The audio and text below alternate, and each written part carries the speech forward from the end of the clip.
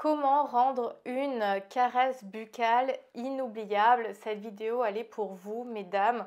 On va parler plus spécifiquement de la pratique orale de la fellation. C'est vrai que j'en ai déjà parlé de la fellation sur la chaîne, mais j'avais envie d'en reparler parce que ça reste une pratique quand même assez importante, en même temps polarisante, parce que du fait de l'influence de la pornographie, il y a cette image assez dégradante autour de l'image de la femme, autour de cette idée de soumission, et parfois la fellation est aussi monnaie d'échange. Tu m'en fais une pour que je te fasse un cuni.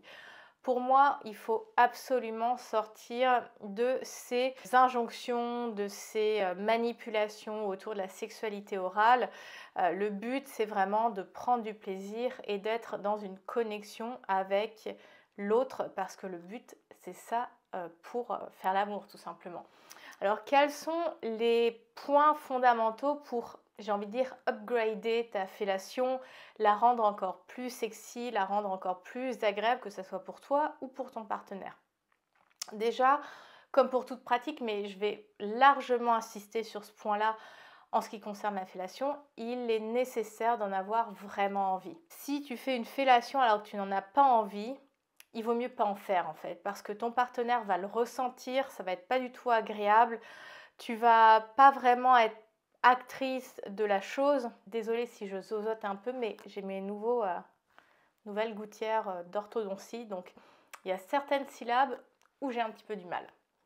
Donc ça va être vraiment important que tu en aies vraiment envie, parce que quand tu en as vraiment envie, même si techniquement c'est peut-être un peu maladroit, etc., ton partenaire va ressentir que tu prends plaisir à lui faire cette caresse, et ça va tout changer. C'est comme pour le cunilingus en fait. Si ton partenaire il descend au niveau de ton entrejambe et que tu le sens hésitant, pas trop en train d'apprécier ça, bah tu vas tout simplement préférer lui dire non mais on arrête. Pour la fellation, c'est exactement pareil. Donc pratique-la uniquement quand tu en as réellement envie. Il ne faut pas que ça soit une monnaie d'échange pour une autre pratique. Le but, c'est que les deux puissent ressentir du plaisir en donnant, recevant. C'est un écosystème. Alors oui, c'est une caresse buccale, mais ça va être très très chouette d'utiliser tes mains en même temps que tu fais une fellation. Déjà, ne serait-ce que pour tenir le pénis, ça va être beaucoup plus facile. Et alors, tu peux tout simplement le tenir, mais en même temps le caresser, donc accompagner la manière dont tu vas embrasser, lécher, etc. avec ta main. Et tu peux même utiliser tes deux mains, une au niveau de la verge, une au niveau des testicules, pour apporter une caresse supplémentaire.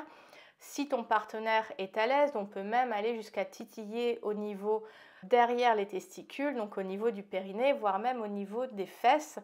Mais ça, c'est par étapes. Je veux dire, ça va vraiment dépendre des hommes. Il y en a qui n'aiment pas qu'on s'aventure au-delà des testicules, il y en a qui aiment bien. Donc tout ça, ça va demander aussi beaucoup de communication avec ton partenaire. Et puis toi aussi, il faut que tu en aies envie, tout simplement. Donc ne pas hésiter à utiliser tes mains, voire même initier le mouvement avec tes mains et poursuivre avec ta bouche. Donc vraiment utiliser ta créativité pour proposer cette caresse.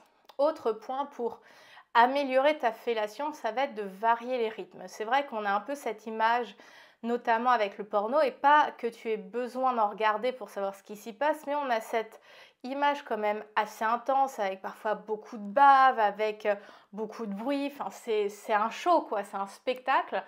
On n'est pas obligé de faire pareil dans nos intimités, mais effectivement, ça va être intéressant de varier les rythmes.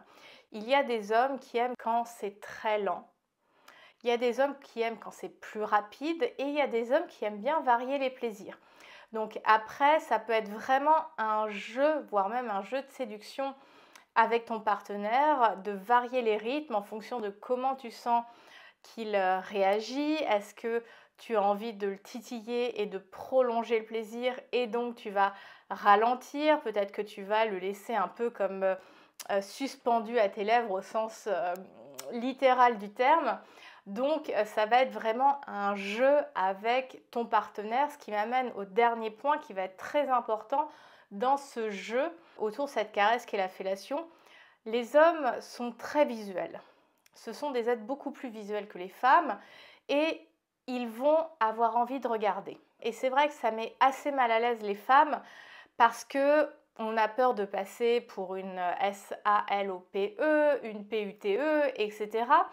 Et donc, on va avoir beaucoup de mal à soutenir le regard de son partenaire ou tout simplement de le laisser regarder. Des fois, surtout si tu as les cheveux longs, ça peut presque faire comme un rideau et ça va presque t'arranger qu'il ne puisse pas trop voir ce qui s'y passe. Ou alors, tu vas préférer faire une fellation dans le noir ou en tout cas un maximum dans la pénombre. Comment on arrive à laisser regarder son partenaire? Déjà, quand tu as vraiment envie de faire cette caresse, ça sera beaucoup plus simple et ça va s'appuyer sur la complicité que tu as avec ton partenaire. Donc, ça va être important de nourrir cette complicité en dehors de la chambre à coucher pour vous sentir à l'aise, pour te sentir à l'aise et tout simplement garder cette ouverture, cette opportunité de en fait, ce que je suis en train de faire à mon partenaire, c'est quand même de l'art. Donc évidemment, il a envie de regarder comment cet art est créé. Donc les hommes sont très visuels, ils vont avoir envie de regarder. Et ce qui va être encore plus sexy, ce qui va encore plus augmenter ce plaisir, c'est que tu, à des moments, soutiennes son regard, que tu puisses toi aussi le regarder, que ça puisse être vraiment un jeu. Quand je disais dans la variation des rythmes, ça va te demander d'être attentive aux réactions de ton partenaire. Et bien ça va être grâce au regard que tu vas pouvoir faire ça en fonction de comment tu perçois son visage. Est-ce que son visage se crispe sous le plaisir? Est-ce qu'il va avoir tendance à fermer plus les yeux? Est-ce que sa bouche se tord? Enfin bref, toutes ces indications au niveau non verbal qui va te permettre d'accompagner ton partenaire de manière encore plus précise dans le plaisir. Et c'est là où il y a un côté de pouvoir assez intéressant qui peut être vraiment assez grisant, excitant, etc.